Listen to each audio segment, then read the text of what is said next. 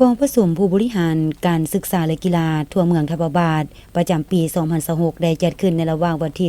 19 วันที่ 20 สิงหาคม 2026 อยู่ที่ห้องประชุมใหญ่เบอร์ 1 ของเมือง โดยการเป็นประธานของท่านไสเจริญไสยเดชกรรมการพรรคเมืองหัวหน้าองค์การศึกษาธิการและกีฬาเมืองทับลาดกองประชุมยังได้เป็นเกียรติเข้าร่วมของท่านอุดรสอนสุรินทร์กรรมการพรรคแขวงเลขาคณะบริหารงานพรรคเมืองท่านคำเพชรไสปัญญารองหัวหน้าแผนกศึกษาธิการและกีฬาแขวงท่านศรีศักดาบูลมพนักงานก่อสร้างฐานตามสายตางของกระทรวงศึกษาธิการและกีฬาประจำอยู่แขวงบุรีคำไซมีคณะองค์การ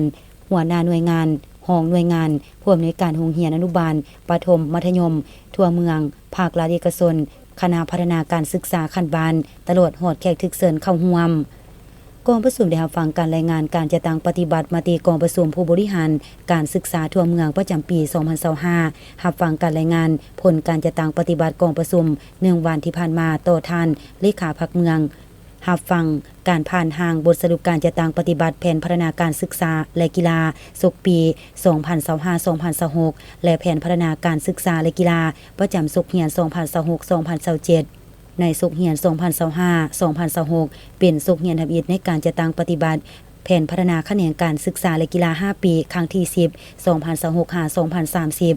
ในระยะผ่านมาโดยการจัดตั้งปฏิบัตินโยบายยุทธศาสตร์และเวียกจุดสุ่มของแผนพัฒนาท่ามกลางทางข้อสะดวกและสิ่งท้าทายเฮ็ดให้เกิดมีทางผลสำเร็จและข้อคงค้างจึงเฮ็ดให้เวียกงานศึกษาและกีฬาสามารถบรรลุได้9คาดหมายใน10คาดหมายและบ่สามารถบรรลุได้1คาดหมายคือ